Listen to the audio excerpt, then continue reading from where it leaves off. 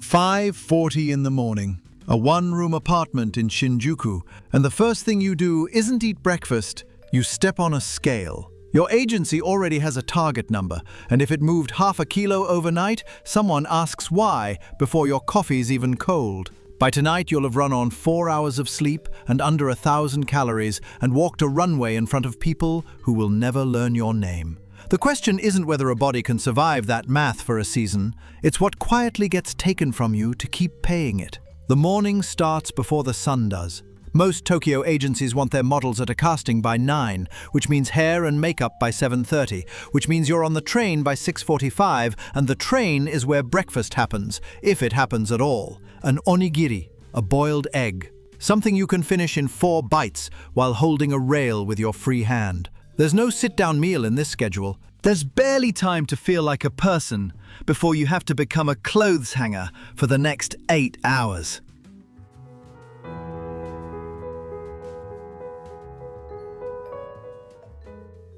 The diet itself isn't the dramatic version people imagine. Nobody hands you a sheet of paper marked "starve."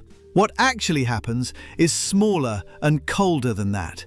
Your agency sets a target weight based on sample sizes. The clothes designers cut specifically for runway shows, and Japanese sample sizes run tight, often a 5 or smaller. So the whole day gets built around a number that has nothing to do with your health and everything to do with a hanger. Breakfast is small, lunch is a convenience store salad with the dressing left in its little cup, half of it going back in the bag uneaten. Dinner, if there's a cool time before sunrise, might not happen. Nobody photographs what actually shows up in your body once the calories run this low. Cold hands that won't warm up even indoors. A short temper you didn't used to carry. Strands of hair collecting in the shower drain heavier than they used to. You adjust to the hunger faster than you'd expect. It's everything hunger drags in behind it that's harder to manage. Between castings is where the job actually lives. 2 to 4 a day is normal. During Tokyo Fashion Week, it can run to 7 or 8, back to back. Across a district, you learn to cross on foot faster than any train can carry you. You memorize outfit changes, standing in a hallway that smells like steam irons and someone else's hairspray. Your arms still cold from the last change because there's never quite enough time to warm up between them. A stylist zips you into a sample that's a size too small because the sample only comes in one size and it isn't yours, and tells you to suck it in. Not unkindly, the way you'd tell someone to duck under a low doorway. You say thank you. You go stand under the lights, and for 90 seconds, nobody in that room can see how little sleep is holding you up. By the third casting of the day, your feet have stopped registering the pain from the shoes and started just reporting distance instead. A dull count you track without meaning to. You've learned to eat standing in a stairwell between calls, half a rice ball wrapped in a convenience store bag, because sitting down would mean admitting how tired you actually are, and admitting it costs you something you can't afford to lose in front of a casting director. There's a smaller ritual almost nobody outside the industry thinks about. The skin has to survive the same schedule the body barely does.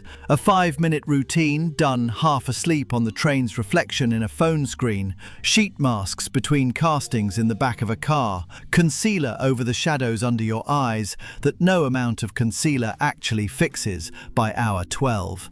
The industry sells a face that looks rested. Most nights, it very much isn't. And by week 2, you can see it in the mirror before anyone else says a word about it. The sleep is where the arithmetic finally breaks. A model booked through a full fashion week might finish a show near 11 at night, sit through an hour of makeup removal and travel, land back at the apartment close to midnight, and need to be up again by 5 for the next call. That isn't a bad night. That's the actual schedule for the 2 or 3 weeks a season when the work stacks hardest. 4 hours becomes the average, not the exception, and your body starts borrowing from tomorrow to cover tonight. Eventually tomorrow comes to collect, and it collects with interest. Here's what those 4 hours are actually costing underneath the tiredness. Deep sleep is when the body releases growth hormone, the process that repairs muscle and keeps skin looking like skin instead of paper stretched over bone. Compress the night down far enough and you're not managing exhaustion anymore. You're cutting the exact process your whole job depends on to sell. An industry built on faces that look rested, produced by people who are structurally not allowed to rest. And the irony rarely gets said out loud in the room where it's happening. By the second or third week of a stacked schedule, the exhaustion stops feeling like tiredness and starts feeling closer to static behind the eyes. Conversations disappear 5 minutes after you have them. You cry in a bathroom stall over something small, a wrong shoe size, a missed train, because there's nothing left in the tank to buffer with. Some agencies run vitamin drips between castings, an IV bag through a clinic near the office. 20 minutes, faster than a meal and faster than sleep. That isn't care. That's keeping a machine operational, the way you top off a car, rather than let the engine idle down and actually rest. And underneath all of it sits the scale. Because weight is the one metric that can end a booking overnight. Show up 5 minutes late to a casting and you might get a pass. Gain 2 kilos between jobs and the calls can simply stop coming. No explanation required. So you learn to treat your own body the way a factory line checks a part for defects. Weigh first thing.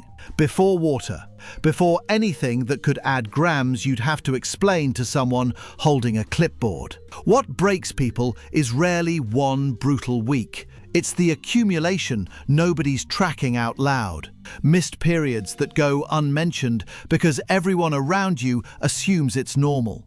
Bone density that should be climbing in your 20s, instead starting to dip. Doctors who study the modeling industry have flagged exactly this pattern for years. Chronic undereating and short sleep together are linked to lower bone mass and hormonal disruption, the kind that doesn't announce itself until much later. A relationship with food that outlives the career itself, still running years later at a dinner table with people who have no idea what 4 seasons of Fashion Week did to how you count bites on a plate. The show lasts 90 seconds. The bill doesn't close out when the lights do. So why does anyone keep showing up? Because the good weeks are genuinely good. One booking with a major Japanese label can pay more in a single day than a part-time job pays in a month.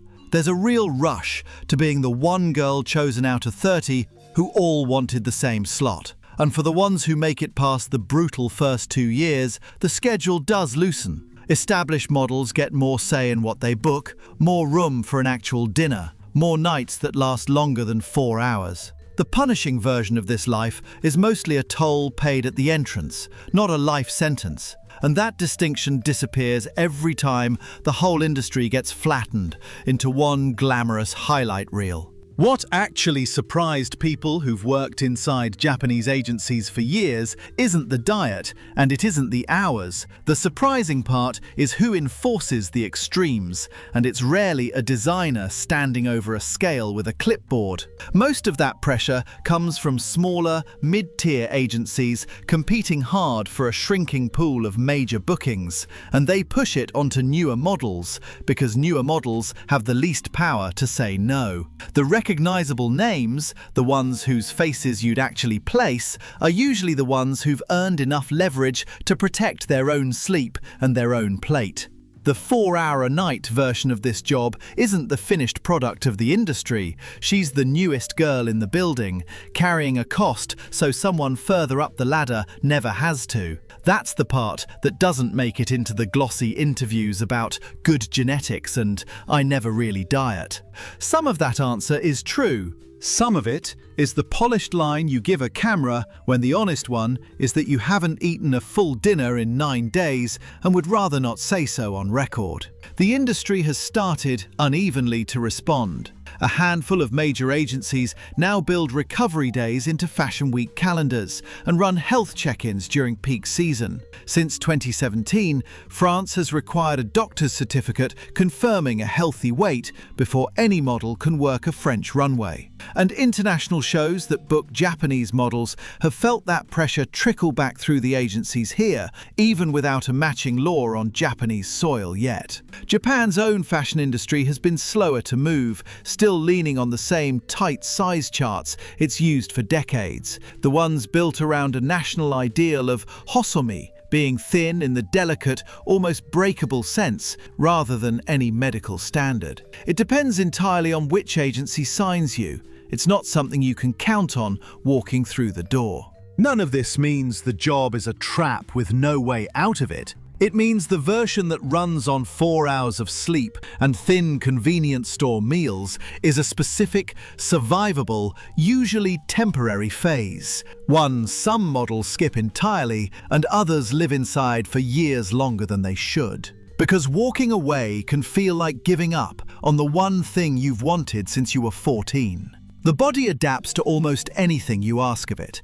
Adapting isn't the same as it being fine. If you had to trade 4 years of real sleep and an easy relationship with food for a shot at the one career you'd wanted since you were a teenager, would you take the deal, knowing you might not find out what it actually cost until a decade later? That's the question every model in that Shinjuku apartment answers before she's old enough to fully understand what she's agreeing to. Some of them would sign again tomorrow. Others wish someone had told them the real terms before they said yes. If this pulled back a curtain you hadn't seen before, there's another side of the fashion world just as strange waiting in the next one.